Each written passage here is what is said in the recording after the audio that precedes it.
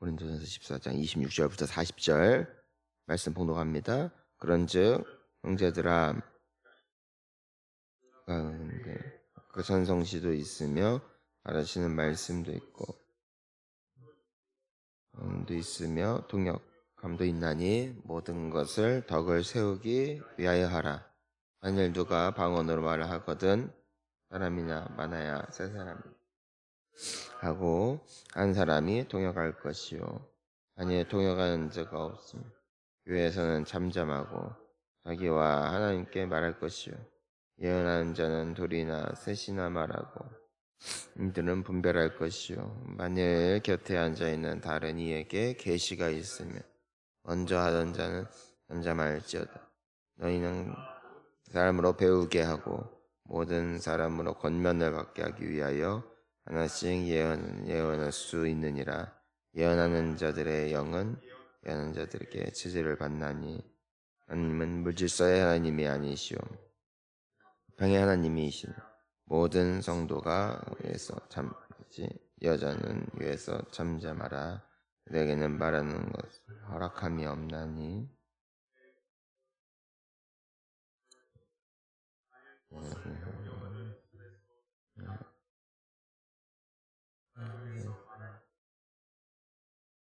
하나님의 말씀이 너희에게부터 난 것이냐 또는 너희에게만 임한 것이냐.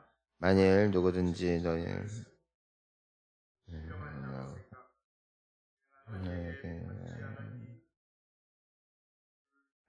만일 누구든지 알지 못하면 그는 알지 못한 자니라. 그런즉 형제들아, 예언하기를 사모하며 방언 말하기를 금하지 말라.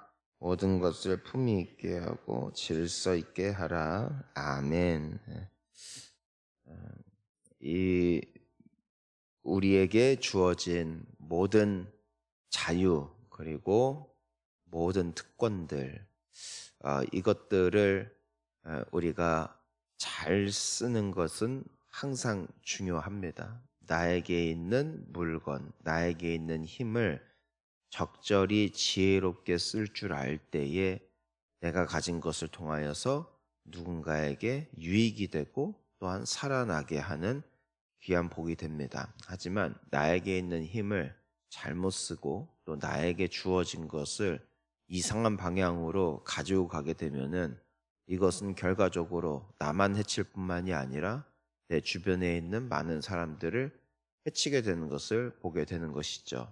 쉽게 말해서 우리가 칼을 가지고 요리를 하거나 음식을 할 때 쓴다면은 이야말로 얼마나 귀중한 도구겠습니까? 하지만 그 칼이 그런 음식이나 또 어떤 물건을 또 뜯을 때 사용되는 것이 아니라 사람을 향하여 그것이 이제 쓰여지게 된다면은 이것은 굉장히 무서운 일이죠. 의사가 메스를 사람에게 댈 때에는 유익한 것이지만 알지 못하는 사람에게 들려질 때에는 굉장한 이 어려움이 생길 수가 있습니다.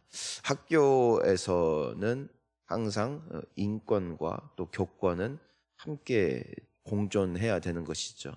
자칫 학생들의 인권을 너무 강조하다 보면은 또 선생님들의 교권이 무너지는 것이고, 교권만을 강조함으로 또 과거에 수많은 학생들이 참 많은 학대를 받아야 했던 이 모든 것들 말입니다. 무엇이든지 지혜롭고 유익하게 쓰여지는 것은 항상 중요한 법입니다. 이것은 그 교회 내에서도 마찬가지라는 것이죠. 우리가 가지고 있는 또 여러 가지 은사들이 있습니다.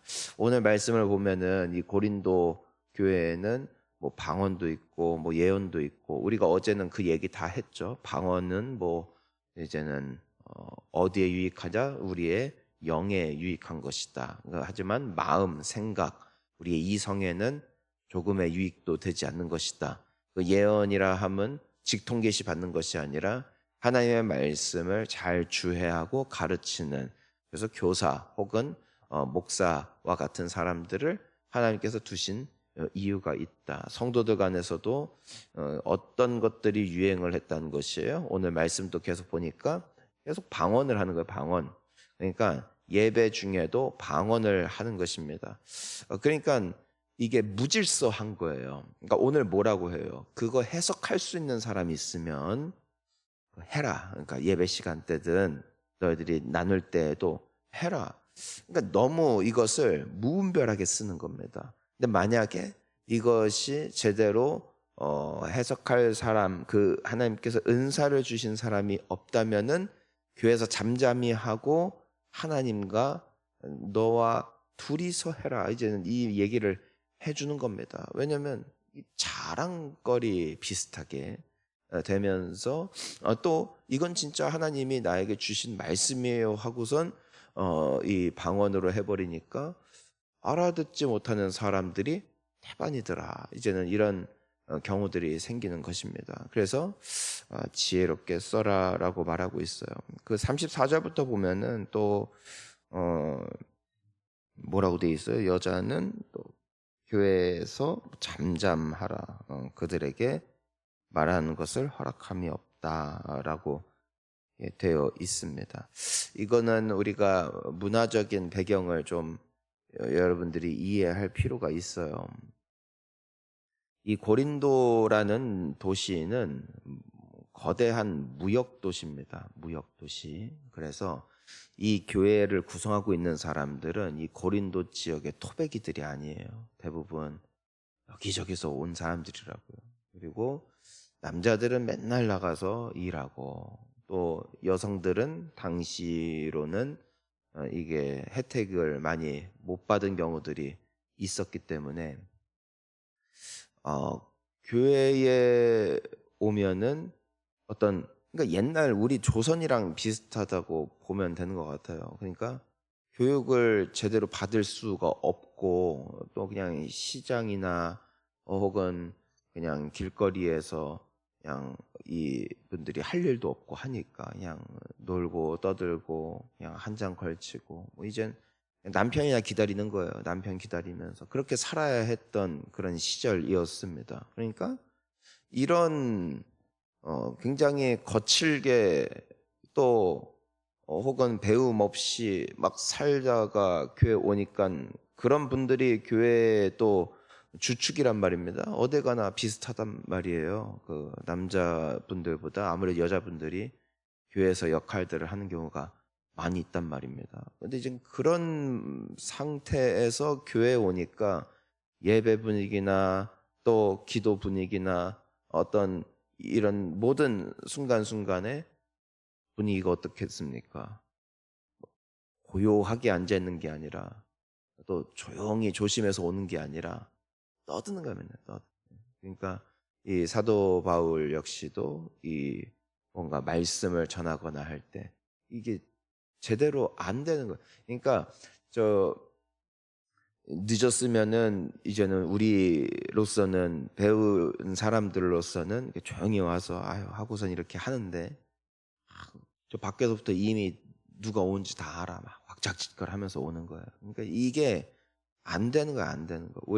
저희도 뭐 그런 경우들이 있거든요. 이제 주일날 예배 드릴 때 다 그런 건 아닌데 그런 분들이 있어요. 막 웅성웅성하면서 막 와요. 그러니까 기도하는 분들이 기도를 못 할 정도로. 제가 그래서 처음에 본향교회 왔을 때 안 되더라고요. 그러니까 기도하는 분들은 이렇게 조용히. 그러니까 왜냐면은 그때는 막 주여 주여 하면서 기도할 때가 아니야. 그때는 이젠 주님 앞에 집중하면서 기도를 해야 돼.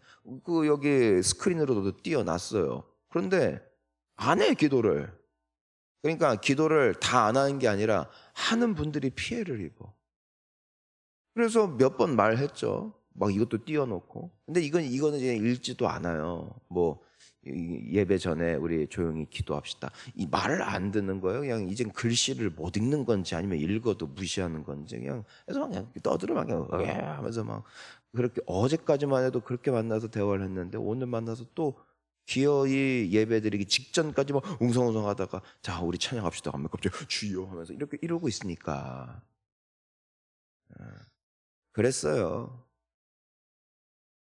그래서 지금 어떻게 바꾼지는 아시죠? 그러니까 우리가 예배 10분 전에 금요일이 됐든 주일날이 됐든 기도 그냥 하잖아요. 이렇게 크게 기도하게 하잖아요. 예. 이유가 있는 거예요. 기도를 안 하는 거예요. 그러니까 그렇게 보셔야 돼요. 이 말씀을 볼 때. 이 여자들은 잠잠하라. 이 말을 그냥 하는 게 아니라 안 잡히는 거예요. 그게. 그러니까 이렇게 글을 쓰는 겁니다. 그리고 이제 질서가 없는 거예요. 교회에서 아무래도 더 활동을 많이 하게 되고 남편은 한 번 무역 갔다 오면 몇 개월 동안 없다가 오다 보니까 또 그거 가지고선 이 안에서 질서가 깨지는 것이죠. 그래서 바울이 바로 정정해야만 했다라고 여러분들이 이해하시면 되겠습니다. 그래서 뭐 여자는 잠잠해라 이거 가지고 또 이상한 말을 하는 과거에 분들이 계셨기 때문에 이제 말씀을 드리는 것입니다. 그래서 오늘 결국에는 이 모든 말씀에는 중심이 있는 거예요. 질서, 품위가 있고 또 조화롭게 40절 우리 한번 같이 마지막 읽어볼게요. 시작. 모든 것을 품위 있게 하고 질서 있게 하라. 아멘. 소리 지르면서 싸우는 게 아니에요. 바울도 답답할 때가 있죠. 하지만 어떻게 하는 거예요? 품위 있고 질서 있게 편지로 정정을 해주는 겁니다. 직접적으로 대면하여 이것에 대해서 꽂아버리면 얼마나 듣는 사람이 민망할까. 그러니까 글로써 이들에게 전달을 하여주고 또 이분들이 잘 성장할 수 있도록 그 사도로서 권위를 그렇게 악용하지 아니하고 품위 있게 질서 있게 하는 이 바울의 이 모습을 우리도 또 배울 필요가 있는 것이죠. 아무쪼록 오늘도 우리는 살아가고 또 신앙생활을 하게 됩니다. 교회 내에서도 참 중요한 질서가 있는 것 같아요. 하나님이 세우신 리더십들을 우리는 항상 존중하고 또 우리는 함께 기도하는 공동체가 돼야 할 줄 믿습니다. 그리고 서로 지지해주고 국가에서 시민으로서 우리는 또 시민의 역할을 하고 또 교회에서 성도로서 성도의 역할을 하고 하지만 이 모든 것을 품위 있고 질서 있게 하는 거룩하고 하나님의 자녀다운 성도. 여러분 우리의 언변이 바뀌기를 원합니다. 말이 거칠면 안 돼요. 품위 있고 질서 있어야 됩니다. 우리가 교회에서든 사회에서든 떠드는 자가 안 됐으면 좋겠습니다. 떠들어야 될 때와 조용히 있어야 될 때를 알고 경박한 단어는 떠나가야 될 줄 믿습니다. 저는 우리가 옷을 입고 다닐 때에도 우리는 품위 있고 질서가 있어야 됩니다. 과거에는 아예 옷을 통일시켜 버렸죠. 오늘날에는 그렇지 않지만 나에게 자유가 없어서가 아닙니다. 교회 내에서든 사회를 살아갈 때 품위 있고 질서 있는 사람.